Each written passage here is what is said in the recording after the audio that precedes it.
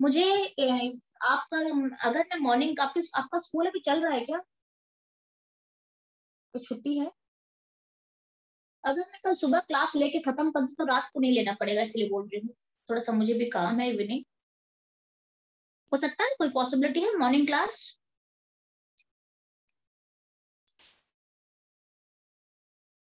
जैसे हम शाम मैम को कितने लेते बजे हैं। होगी?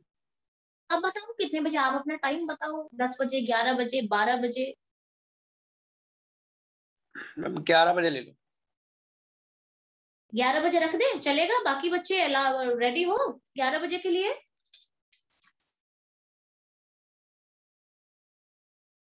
ठीक है, 11 o'clock प्रणब भी बोल रहा है, सारे बच्चे बोल रहे हैं। ठीक है, तो कल हम सुबह 11 बजे रख लेते हैं, शाम को फिर आपकी कोई क्लास नहीं होगी। ठीक है, नॉर्मल ऑनलाइन क्लास चलेगी कल आपकी सुबह। रख लेते हैं, खत्म हो जाएगी आपका जो चैप्टर्स लिए। अच्छा, order of reaction, what is order of reaction? सबसे पहले हम इसका डेफिनेशन लिखते हैं, फिर हम उसे एक्सप्लेन मैं आपको करूंगी। ठीक है, so it is the sum of, it is the sum of exponents of the concentration of the all the reacting species present in the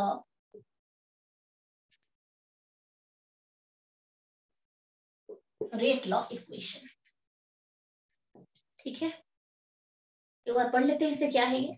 it is the sum of, it is the sum of, summation है, of exponents of the concentration of all the reacting species present in the rate law equation। मैं किसी भी reaction के लिए उसका rate law जो है, जो रेट इक्वेशन है, उसे मैं एक्सप्रेस करूंगी। उस एक्सप्रेशन में डिफरेंट डिफरेंट रिएक्टिंग स्पीसीज के जो कंसंट्रेशन के जो पावर आए हैं ना, चढ़े हैं, पावर को हम एक्सपोनेंट कहते हैं, उसके समेशन को हम कहते हैं ऑर्डर। ठीक है, अब इसकी प्रॉपर्टीज हम बाद में चेक करेंगे क्या क्या है, कैसे कैसे है।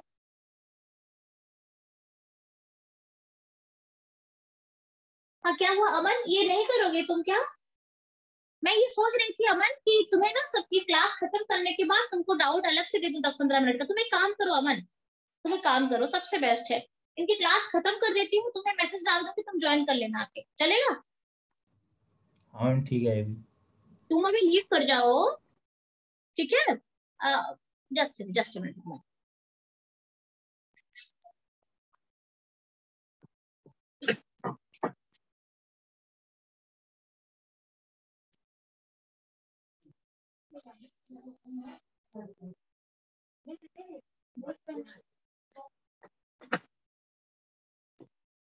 ठीक है अमन, ये ओके मैम। क्लास, हाँ ये क्लास तुम जाओ, तुम्हें सेल्फ स्टडी करनी है तो तुम जाओ, क्योंकि तुमने ये पढ़ रखा होगा, इसको क्यों फिर अननेसेसरी। कल के तुम्हारा पेपर कल है ना, सबका पेपर तो, बाकी जो सारे बच्चों, रेस्ट बच्चे जो जितने बच्चे हैं उनके सबके पेपर तो कल ही है ना। तो ठीक है, ऐसे करते हैं, आ, तुम जाओ, मैं क्लास खत्म करके मैं तुम्हें मैसेज कर दूंगी। हो सकता है इमीडिएट मैसेज करूं, या फिर हो सकता है एक दो घंटे के बाद अगर मैसेज करूं तो चलेगा अमन? मैम वैसे वो मैम वो कंसेप्चुअल डाउट है, ऐसे ही बता सकते हो। हाँ नहीं सुने, मैं वही बोल रही हूँ मैं आपको कि ये खत्म करते ही मैं तुम्हें मैसेज कर दूंगी, तुम आ जाना। तुम्हें अलग से दस ओके। पंद्रह मिनट क्लास, तुम्हें अलग से 10-15 मिनट क्लास दे दूंगी मैं, चलेगा? ठीक है, और भी कोई डाउट है तो मुझे पूछ लो, क्या दिक्कत है उस टाइम। ठीक है, तुम्हें अलग से मैं 15-20 मिनट का एक्स्ट्रा क्लास दे दूंगी, जो डाउट है कुछ उसको पूछ लेना, ठीक है अमन? Okay ma'am. ठीक है ठीक है ठीक, ओके, जाओ जाओ, तू पढ़ाई करो, अपना पढ़ाई करो अभी। अच्छा, it is the sum of exponents of the concentration of all the reacting species present in the rate law equation। ठीक है, अच्छा अब होता क्या है इसमें, इसका थोड़ा मैं आपको एग्जांपल बता देती हूँ क्या होता है। फॉर एग्जांपल मैं एक रिएक्शन ले रही हूँ, तो प्रोडक्ट ले लेते हैं, चलो अभी के लिए हम इसको प्रोडक्ट बना लेते हैं, मुझे इसकी रिक्वायरमेंट है नहीं ऑर्डर के लिए, तो लेट बी प्रोडक्ट। अच्छा, अब ये अगर है तो इसका मैं रेट कैसे निकालती हूँ, मुझे रेट लॉ इक्वेशन चेक करना पड़ेगा। पहले तो रेट लॉ बना लेते हैं, रेट क्या बनेगा, minus dr/dt, this is equal to k rate constant है, आपको बताया था मैंने, a to the power x b to the power y। A और बी एक्स और वाई के साथ सेम हो भी सकते हैं और सेम नहीं भी हो सकते हैं। अगर सारे के सारे कोलिजन इफेक्टिव होते हैं, सारे के सारे कोलिजन अगर इफेक्टिव होते हैं और प्रोडक्ट बनाते हैं, तो x is equal to a हो जाएगा और y is equal to b भी हो सकता है। बट कई बार ऐसा होता है कि सारे कोलिजन इफेक्टिव नहीं होते हैं, तो मैं क्या करती हूँ, ए और बी के बदले यहाँ पे x और y ले रही हूँ। यहाँ पे अगर मैं इसके लिए अगर मैं देखूं तो मोलिकुलरिटी क्या है, a प्लस बी मोलिकुलरिटी है, एंड ऑर्डर क्या है, x प्लस वाई ऑर्डर है। इसका मतलब है रेट लॉ इक्वेशन में जो पावर चढ़ता है, जो पावर दिखता है, जो पावर मुझे यहाँ पे प्रेजेंट है, जो पावर x एंड y, उसके समेशन को हम ऑर्डर कहते हैं। फॉर एग्जाम्पल कुछ एग्जाम्पल आपको बता देती हूँ मैं, क्या क्यों है कैसे है। Here a is x is less than or equal to a and y is less than or equal to b। Same हो भी सकता है, नहीं तो छोटा भी हो सकता है। अच्छा, अब इसके कुछ एग्जाम्पल ले लेते हैं। जैसे कि मैं लेती हूँ N2O5, ये दे रहा है 2NO2 प्लस हाफ O2। इसकी मोलिकुलरिटी अगर मैं कहूँ, इसके मोलिकुलरिटी भी 1 है और इसके ऑर्डर भी 1 है। ठीक है, अच्छा, और एक एग्जांपल लेते हैं। H2 gas plus Cl2 gas will give me 2HCl gas. ठीक है, अच्छा, इसके मोलिकुलरिटी कितने हैं, इसको अगर मैं रेट लॉ आपको मैं बताऊं तो थोड़ा सा अच्छे से बताती हूँ और क्लियर हो जाना चाहिए। अब थोड़ा क्लियर नहीं लग रहा है आपको ना, मैं आपको और इससे बताती हूँ, थोड़ा ये भी क्लियर होता है। फॉर एग्जांपल में चलेंगे तो गुड, आपको भी समझ में आएगा। मोलिकुलरिटी थ्योरेटिकल वैल्यू है, मैंने कहा है मोलिकुलरिटी थ्योरेटिकल वैल्यू। इसका मतलब है just by looking at the reaction मैं खुद मोलिकुलरिटी काउंट करके बता सकती हूँ, ए प्लस बी। बट ऑर्डर जो है ये एक्सपेरिमेंटल है।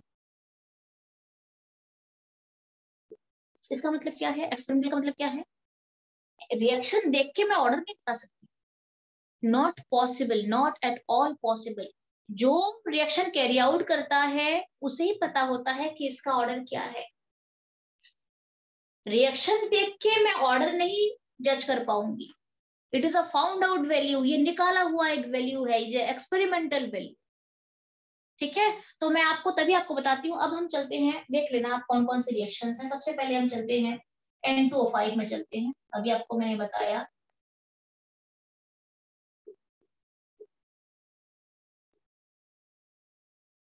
ये मैंने आपको एक रिएक्शन दिया। जब मैं वैसे मैं मुझे बताऊं अब इसका मोलिकुलरिटी क्या है, मैं तो रिएक्शन देख के बता दूंगी इसकी मोलिकुलरिटी तो 1 जा रहा है। बट ऑर्डर कैसे पता चलेगा, ऑर्डर मैं जैसे नहीं कर पाऊंगी। ऑर्डर के लिए मुझे रेट इक्वेशन देखनी पड़ेगी जो कि -dr/dt है और जो कि मुझे ये बताता है कि N2O5 ये इसके रेट इक्वेशन है, जिससे मुझे पता चल रहा है यस N2O5 के ऊपर 1 पावर है। देख लो पावर को हम देखते हैं, ऑर्डर क्या, order is the power of the expression. जो पावर और एक्सपोनेंट उसी को हम ऑर्डर कहते हैं। तो यहाँ पे पावर कितना है, 1 है। इसका मतलब है इस रिएक्शन का ऑर्डर भी 1 है। ठीक है, तो इसका मोलिकुलरिटी भी 1 है और ऑर्डर भी 1 है इस रिएक्शन का। आपको और एग्जांपल देखते हैं। H2 gas plus Cl2 gas will give me 2HCl gas. Okay, H2 and Cl2 will give me 2HCl gas. अब यहाँ पे मोलिकुलरिटी कितनी है, 2 दिख रही है मुझे मोलिकुलरिटी, खुद कैलकुलेट करूंगी। और अगर मैं रेट इक्वेशन लेती हूँ तो मुझे मिलेगा -dr/dt मिलेगा। आस्था प्रेजेंट है, आस्था यस, आस्था प्रेजेंट है। आज आस्था आई थी मुझे लग रहा है, आस्था प्रेजेंट, प्रेजेंट है, प्रेजेंट है। हाँ, आप सब बच्चे ना रेगुलरिटी रखो क्लास में। अभी पूरे प्रॉपर रिविजन आपका जो आपने पढ़ लिया है पढ़ लिया है, साल भर सबको आपको मैंने ये सारा पढ़ाया हुआ है। बट क्या होता है ना, आप काफी कुछ भूल चुके हो अभी, तो आप दोबारा आपको सारा रिविजन चलेगा। सो डोंट मिस क्लास, बिल्कुल क्लास में प्रेजेंट रहो। क्लास में प्रेजेंट हो, हर एक चीज करवाया जाएगा। आज आपको मैं क्वेश्चन भी दूंगी, इसी के ऊपर दूंगी, इसी के ऊपर दूंगी, और ये आपको सॉल्व करके कल तक लाना है प्रॉपर। मुझे डाउट यहाँ पे पूछनी है, प्रॉपर आपको करवाया जाएगा। अभी एक भी दिन में छुट्टी नहीं लूंगी। अभी ये मत सोचो कि सिलेबस खत्म हो गया छुट्टी। जब तक आपका बोर्ड एग्जाम नहीं हो जाता मैं क्लास लेती रहूंगी। और बोर्ड एग्जाम के बीच में मेरे ख्याल से 4-5 दिन का गैप है केमिस्ट्री के लिए, और उस टाइम फिर आपको एक्स्ट्रा क्वेश्चन करवाया जाएगा। ये क्वेश्चन अगर अभी कर लोगे तो उस टाइम फिर एक्स्ट्रा क्वेश्चन करोगे आप। अगर आप ये भी नहीं कर पाओगे सारे क्वेश्चन, तो उस टाइम और दिक्कत हो जाएगी, आपके पास बहुत काम आ जाएगा।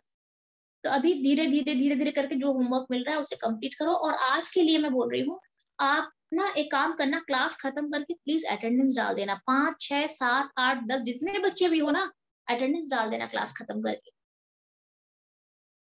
क्लियर है ना? अटेंडेंस डाल देना, मुझे पता चले कि कितने कितने बच्चे आ रहे हैं। धीरे धीरे पता चलना चाहिए कि कौन कौन बच्चा एब्सेंट हो रहा है। ठीक है, रिजल्ट आपका उसके ऊपर डिपेंड करेगा आप कितना रेगुलर। क्लियर है?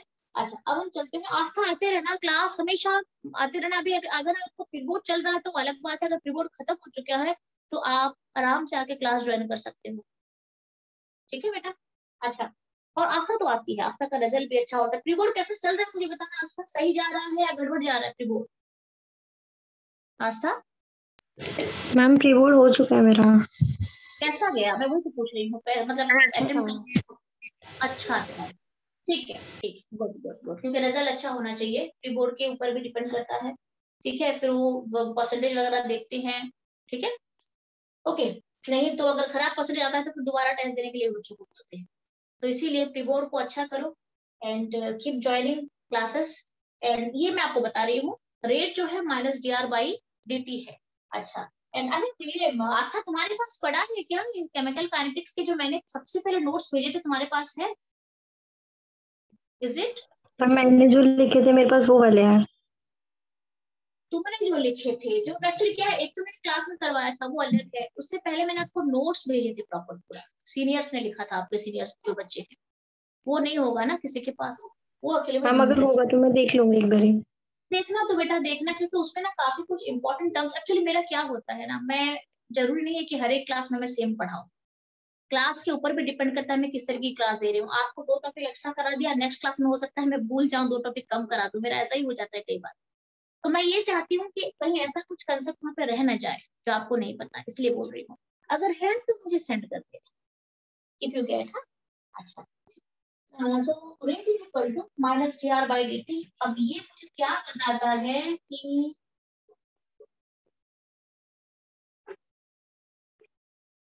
ये मुझे ये एक्सप्रेशन दे रहा है रेट का। इसका मतलब क्या है?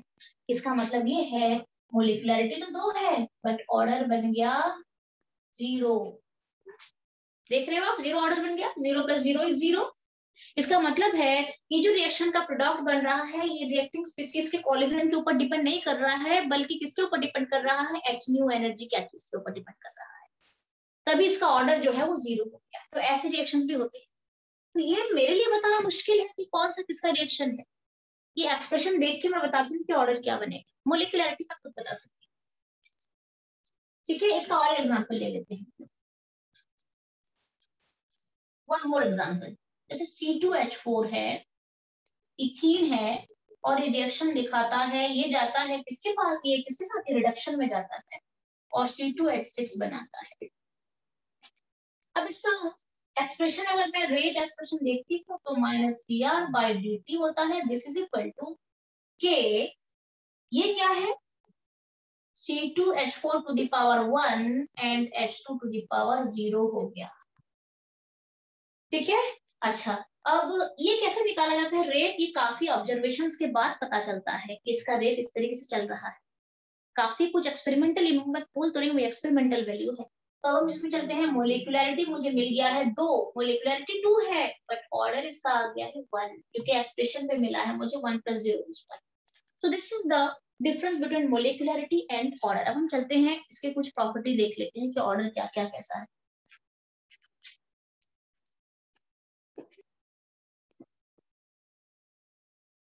ये मैं रब कर रही हूँ, थोड़ा सा मैं आपको बता देती हूँ। ये नीचे का पोर्शन जो आपने लिख लिया है, ये वाला अगर आपने लिख दिया है तो इसको मैं रब करने जा रही हूँ।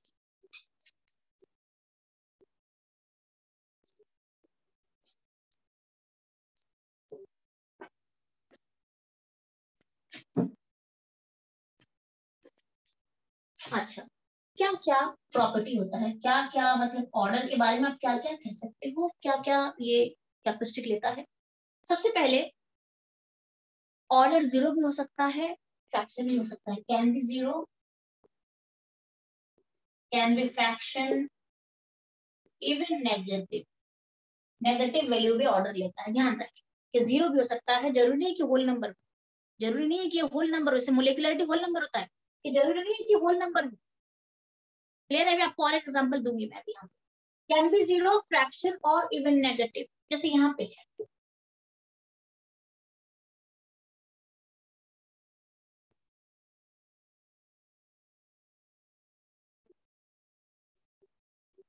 ये रिएक्शन होगा, लिक्विड लिखो, गैस लिखो, जो कुछ भी।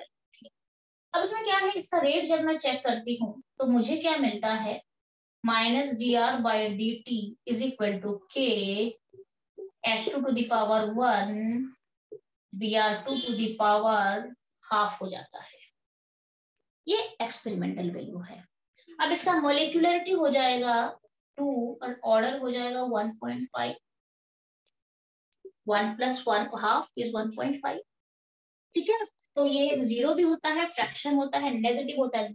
और एक बात क्या है, ऑर्डर जो है ये मोलिकुलरिटी से हमेशा कम रहेगा। ऑर्डर जो है वो मोलिकुलरिटी से हमेशा कम रहेगा या इक्वल भी रह सकता है। इट इज इक्वल टू और लेस देन मोलिकुलरिटी। मैं इसको, ये एग्जांपल है, मैं इसको आपको रब कर रही हूँ। Order is equal, less than और इक्वल टू मोलिकुलरिटी। ध्यान रहे, या इधर छोटा हो जाएगा मोलिकुलरिटी से या फिर इक्वल भी हो सकता है ऑर्डर मोलिकुलरिटी के साथ। ठीक है, अच्छा, इसके बाद हमने और क्या देखा कि एक्सपेरिमेंटल वैल्यू है।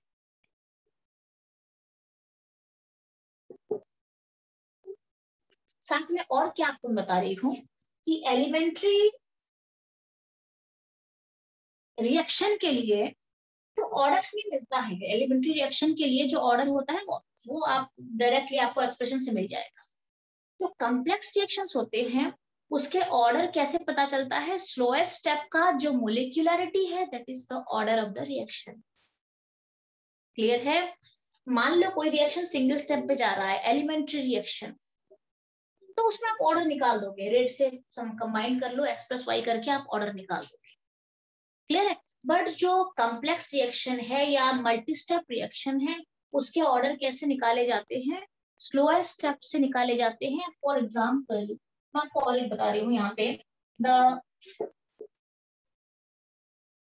The order for a complex reaction. आपको मैंने क्या कहा है? कॉम्प्लेक्स का मतलब मल्टी स्टेप, जो एक से ज्यादा स्टेप में हो।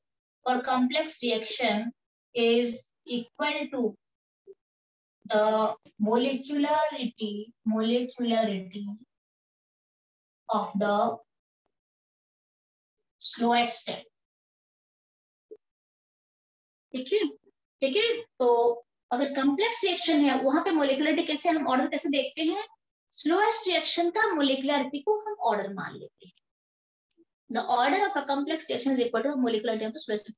अब हम जल्दी से किस रिएक्शन में ले रही हूँ, ए है, बी है, सी है, डी। ये तो एलिमेंट्री रिएक्शन नहीं है, ये तो कॉम्प्लेक्स रिएक्शन है, मल्टी स्टेप रिएक्शन है। हर एक रिएक्शन में एक स्टेप फास्ट होता है, स्लो होता है। किसी भी आप रिएक्शन लेते हो, हमेशा वहां पे एक स्टेप ऐसा होता है जो रेट डिटर्मिनिंग होता है, वो स्लोएस्ट स्टेप होता है। बाकी सारे फास्ट चलेंगे। मान लो ये फास्ट चला गया और ये स्लोएस्ट हो गया, मान लो ये स्लोएस्ट स्टेप है, स्लोएस्ट स्टेप है ये तो इसे हम रेट डिटर्मिनिंग कहते हैं।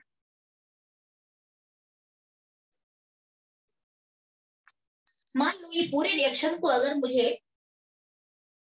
1 आवर लग रहा है, मान लो मुझे पूरे जो रिएक्शन कैरी आउट करने के लिए मुझे 60 मिनट लग रहा है। ठीक है, ये हो जाएगा आधे मिनट में, ये भी हो जाएगा आधे मिनट में।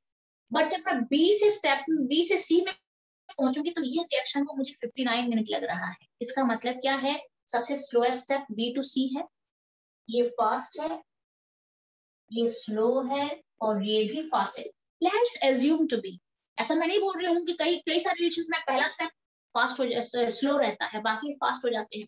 कई सारे रिएक्शन में पहले फास्ट रहेगा, फिर स्लो, फिर फास्ट हो जाएगा, ऐसे भी होते हैं। ठीक है, तो मान लो यहाँ पे सेकंड स्टेप स्लोएस्ट स्टेप है, तो ये रेट को डिटरमिन करेगा। रिएक्शन कितने टाइम में खत्म होगा कौन बताएगा मुझे? स्लोएस्ट स्टेप बताएगा। ये तो फास्ट स्टेप फटाफट हो जाएगा, ये डिटरमिन नहीं है। डिटरमिन कौन है? Slowest step is the rate determining step. अब इस स्लोएस्ट स्टेप की जो मोलिकुलरिटी है ना, उसे हम ऑर्डर कहते हैं। ये कॉम्प्लेक्स रिएक्शन की बात कर रही हूँ। The molecularity of the slowest step is considered to be the order of the reaction. इस slowest step में, ये पूरा जो है ये slowest step मेरा, इसके molecularity is equal to order हो जाएगा। हर एक के ऑर्डर मुझे निकालने की जरूरत नहीं है। अगर मुझे कॉम्प्लेक्स रिएक्शन चल रहा है तो जो स्लोएस्ट स्टेप होता है उसके जो मोलिकुलरिटी होती है उसे हम ऑर्डर मान लेते हैं। क्लियर है? तो आपने काफी कुछ देख लिया है मोलिकुलरिटी और ऑर्डर को लेके, ठीक है। और अच्छा, इसके ऊपर आज ही क्वेश्चन दूंगी और आज ही आपको ये थोड़ा सा मैं जो दूंगी जितना पढ़ा है उसी का क्वेश्चन दूंगी आपको, और वो एनी हाउ कल तक करके लाना है, ठीक है। कल पे डाउट क्लियरिंग होगा तो होगा, मैं 100% डाउट क्लियरिंग करूंगी कल, क्योंकि अगर आपने पहले से करा हुआ तो ज्यादा डाउट नहीं निकलेगा। अगर 3-4 डाउट निकलता है तो यहीं पे करा के फिर मैं आगे बढ़ूंगी जीरो ऑर्डर रिएक्शन में। बहुत अच्छा था, जो मैंने सेंड करे वही नोट्स है तुम्हारे पास।